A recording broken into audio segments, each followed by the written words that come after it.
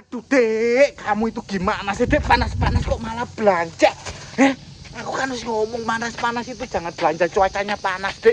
Wong wedok gak baik belanja sayuran kayak gini. Kamu tuh kok wong melijo loh. Loh, kan aku wis ngomong tuh kok wong melijo ku bahaya, Dek. Ruangan terbuka. Engko ono rudal nyasar ya apa sampean niku saiki wong wedok gak oleh metu blonjo, Dik. Kena panas, kena rudal nyasar nang mrijo, nglumpuk kene, Dik. Lungguh kene, Dik. Lungguh kene, Dik. Tak kanani, Dik. Aku kan wis ngomong, Dik, ojo blonjo koyo ngene, Dik. Gak apik wong wedok blonjo, nyekel tempe, nyekel kresek. Ben aku sing blonjo nang ngarep, nang wong mrijo. Nek blonjo ku ruangan terbuka. Saiki Timur Tengah gawat, ana rudal nyasar ngeneki wong blonjo ya apa? Ajur sampean dadi sak walang-walang. Sikuwanane, Dik, gak usah blonjo nang wong mlijo. Panas, eman awakmu lek kena panas, mengkerut.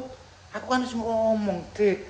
Kulit sampean iki sensitif, gak oleh kena panas, malah blonjo.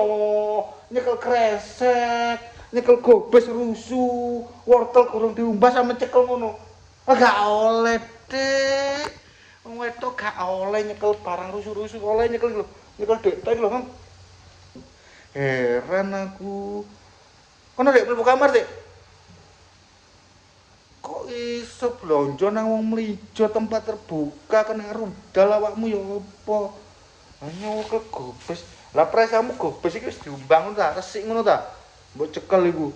Lah tanganmu kena rusuh ya apa, kotor ya apa Kandhane kok nyekel dhuwit ae ngono lho, Dik, gak usah blonjo, Dik. Ben aku ae.